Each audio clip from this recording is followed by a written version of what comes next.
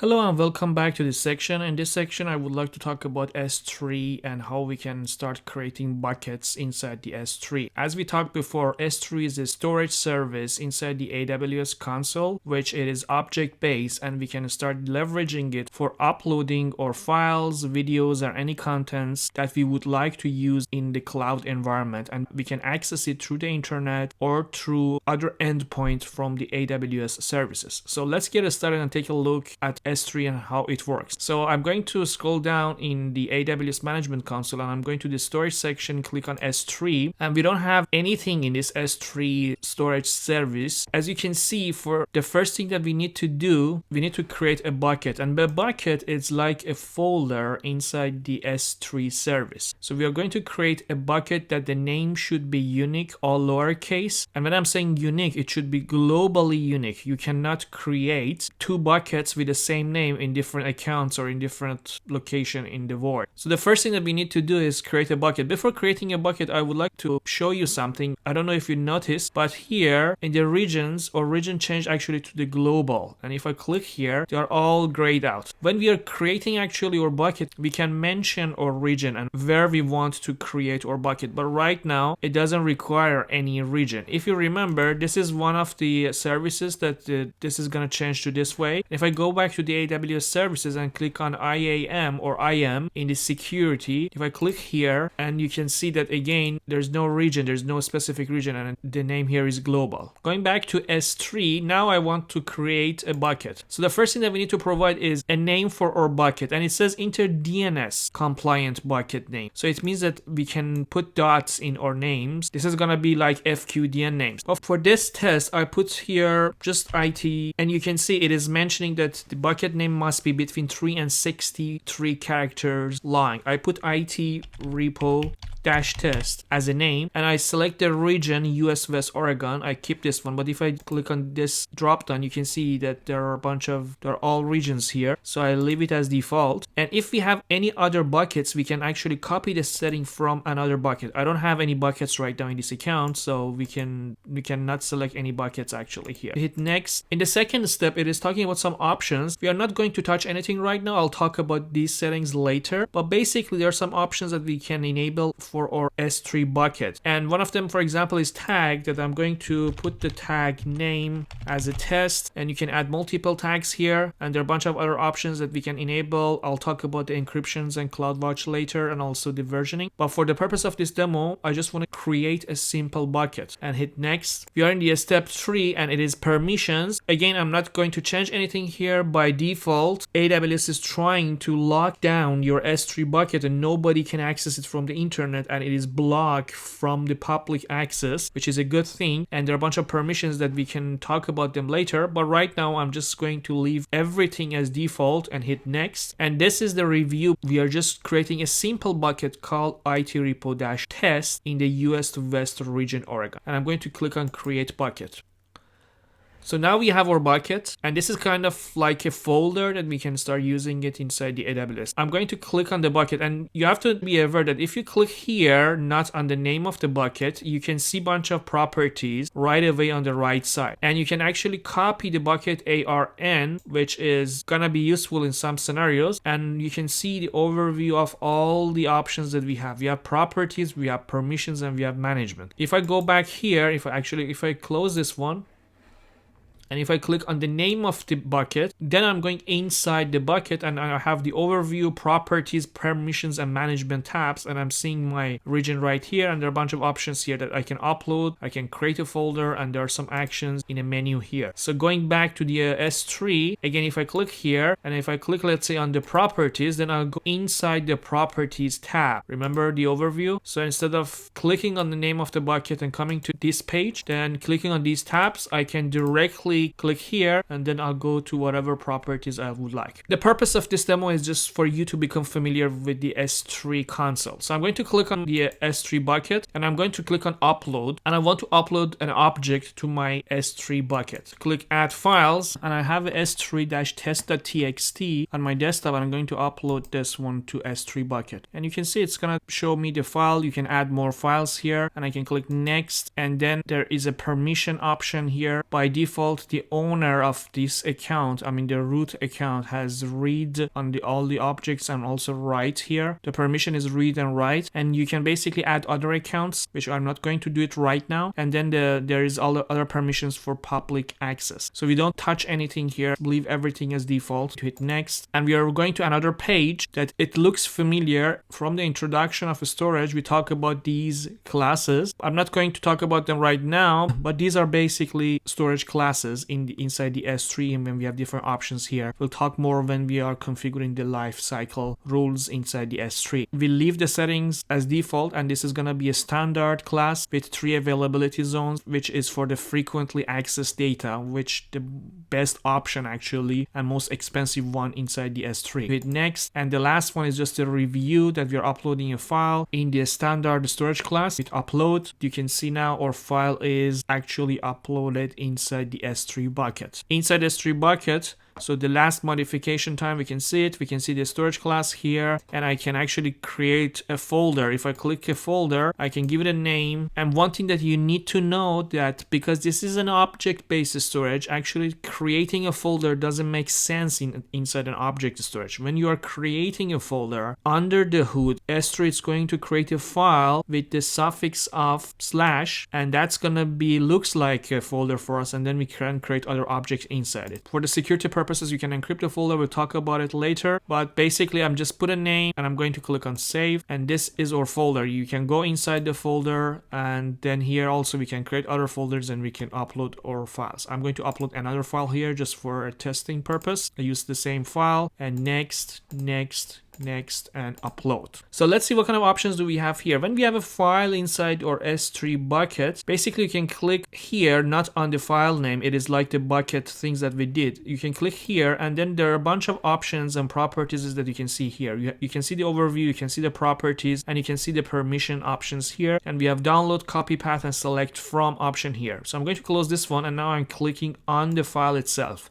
Now you can see that we have the options, properties, permissions, and select from here, and there's another one which is the overview. So basically you can click here, and there are a bunch of options for the fast navigation, and you can click on the file name and go inside the settings and try to look at it. For the purpose of this demo, because this file size is 0 bytes, so it means nothing actually is in that file. I'm going to upload another file for testing purposes. Let's go back, and here I'm hitting upload, and I'm going to upload another file which is S3 content. As you can see, this one, it has some content in it. Add this file to our buckets. So this s3-content.txt, the size of the file is 31 bytes. And if I click on this file, I can see the size of the file here. The first thing that it pops into our mind is, okay, we uploaded some files and objects inside the S3 buckets. Now how we can see it, how we can download it. Let's say I uploaded from somewhere to the S3 bucket, and now I want to upload it from another location, or I want to use it in my web server or in my database or in my application. We are getting a bunch of information in the overview tab. The important information here is the storage class actually, which is showing us that it is a standard. There's no encryption on our object, and this is a URL that we can access our object. Bear in mind, you can access your object with this URL if you open the public access to your bucket from the internet. This is basically a URL from internet without any authentication, and the address is https://s3- or region name, which is US-West-2 in my case, .amazonaws.com, and then our bucket name /bucket name, and then our file. So if I click on this one,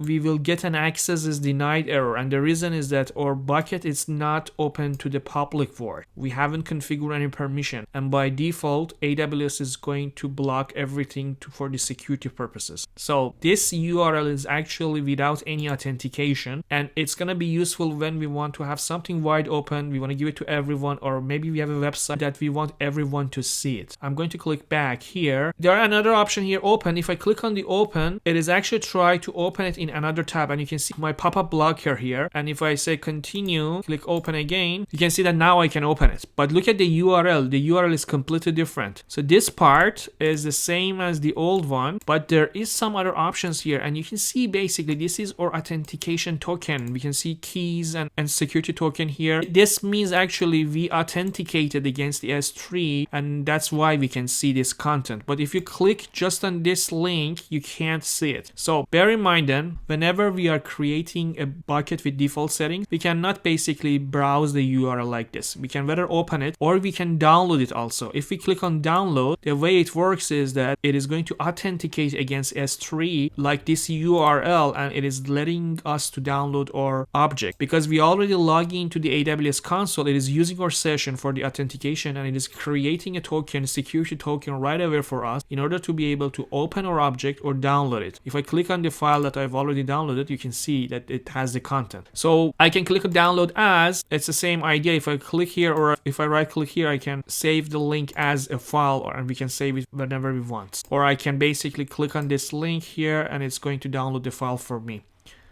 And the other option that I have here is that I can make this file public. But for now, we haven't talked about the default policies inside the S3 bucket. If I click on this one, basically I'm getting an access denied because AWS is so good in order to make our bucket secure that even us as the administrator right now cannot make this file public. If I click here, it gives me access denied, and I'll talk about it in the security section that we actually need to change our public access settings in our bucket in order to be able to make this one public. And there is another option here, copy path, which is gonna be really useful, especially when we are going to work with the AWS CLI for the command or from the CLI. And if I copy this one, you can see it is copying the path to the clipboard, but this path is not actually this one or the one with the security token. If I paste it somewhere that you can see it, actually the path is S3 column / the name of our bucket and then the name of our file. This is actually the way that whenever we are interacting programmatically with the AWS through the command line, so we have to mention our bucket's path like this, and we'll talk about this one later. So remember this option, we will use it later. So I'm going to the properties tab and just take a look at two options here, storage class and tags. If I click on the storage class, basically this is by default is using the standard storage class. And you can take a look at the documentation and you can take a look at the pricing. Actually, if I click on the pricing, for example, here, there is a bunch of options here that you can see how would be the prices per gigabytes. And the standard storage, it is the most expensive one if you compare it with other kind of storages, and the cheapest one is the Glacier. But as we talked before, the standard one is the most robust and durable one, and also in terms of the availability, it's highly available. So you need to keep your critical data on the standard, and you need to move or use the other classes for your less important data that you may have other copies. So basically here we can change the classes, and one of the recent classes that the AWS has released is this one, is the intelligence tiering. The problem usually with the data is we are not sure if our data is recently accessible or infrequently accessed by our application. So with this class, the AWS is going to look at your data. Actually, it's using machine learning in order to see which part of your data is hot and which part is cold, and it is going actually to tier or move your data in the background to the storages which they are cheaper, and make sure that those data that they are not accessed recently are moved to another tier of the storage. So this is going to be an intelligent one, and basically it's going to move the data around for you in the background. So this is going to be based on the AWS decision, but if we know that we have a bunch of data that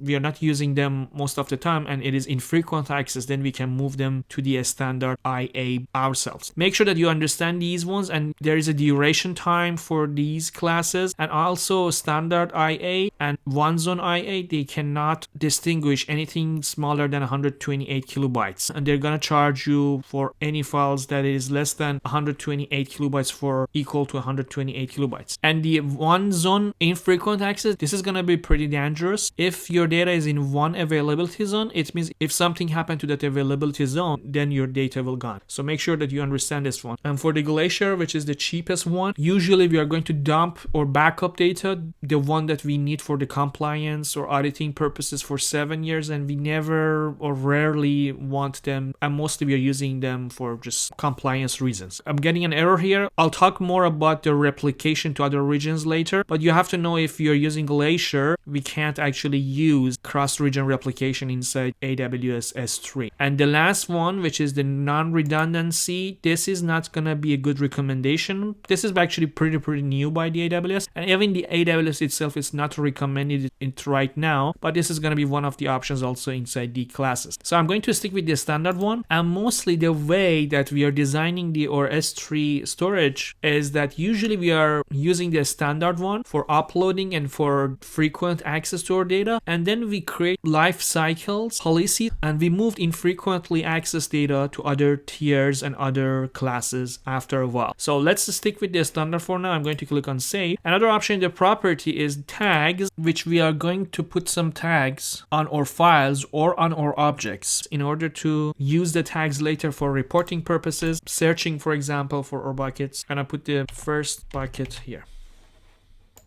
Don't forget that we are on the property of the file or an object. If I scroll up here, you can see that actually I am on the properties of this file and I'm not in the property of the bucket. So basically we have less options when we are dealing with the files and objects in terms of the properties, but we basically should change all the properties on the bucket level, because in this case all the objects and files are going to inheritance the settings and properties from the bucket, and we are good to go. That's it for this section. I'm going back to the home page of the S3. I just want to show you one last thing. I'm going to create a new bucket and just put a new name here. For example, test. This is gonna be 100% registered by someone else before.